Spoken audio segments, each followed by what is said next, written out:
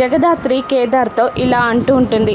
అత్తయ్య గారు ఎలాగైనా శ్రీవల్లిని ఇంటి నుండి పంపించేయాలనే చూస్తున్నారు. ఎందుకో అర్థం కావట్లేదు, ఆలోచించాలి అని జగదాత్రి చెప్తూ ఉండగా కేదార్ ఆలోచనలో పడిపోతాడు. మరోవైపు శ్రీవల్లి హాల్లో కింద బెడ్షీట్ కప్పుకొని పడుకొని ఉంటుంది. వైజయంతి శ్రీవల్లిని చూసి దీన్ని ఎలా బయటికి పంపించాలా అని నేను టెన్షన్ పడుతుంటే అది హారామ్స్గా నిద్రపోయింది. ఇది బయటికి వెళ్తేనే కానీ నాకు నిద్ర పట్టేలా లేదు అని తిట్టుకుంటూ ఉంటుంది వైజయంతి. అప్పుడే తప్పతాగి బూచి గుమ్మం ముందుకు వచ్చి ఏయ్ తలుపు తీ అని తలుపుని బాదుతూ ఉంటాడు. వామ్మో, ఇప్పుడు నేను తలుపు తీస్తే నా మీద వీరంగం వేస్తాడు వీడు, నేను చచ్చినా తీయను అని అనుకుంటూ వైజయంతి 2 అడుగులు వేసి అక్కడే కింద పడుకున్న శ్రీవల్లిని చూసి దీన్ని నేను ఇంటి నుండి బయటికి గెంటేయాలి అనుకుంటున్నాను కదా, వచ్చిన అవకాశాన్ని నేనెందుకు వదులుకోవాలి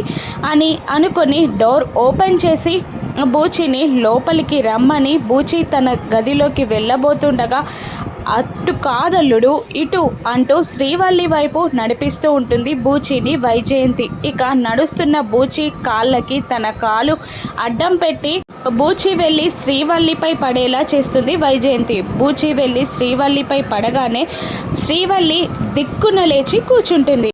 భయంతో వణుకుతూ ఉంటుంది. ఇక అది చూసిన వైజయంతి అయ్యయ్యో అల్లుడు శ్రీవల్లి పైన అఘాయిత్యం చేయబోతున్నాడు అని అరుస్తూ ఉంటుంది వైజయంతి. అందరూ ఒక్కసారిగా హాల్లోకి వస్తారు. కింద పడిపోయిన బూచిని ఏడుస్తున్న శ్రీవల్లిని చూసి అందరూ షాక్ అవుతారు.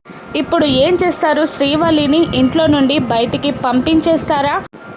తాగినందుకు బూచికి శిక్ష వేస్తారా? కేదార్ ఏం చేస్తాడో రాను ఎపిసోడ్స్లో చూద్దాం. Thank you for watching.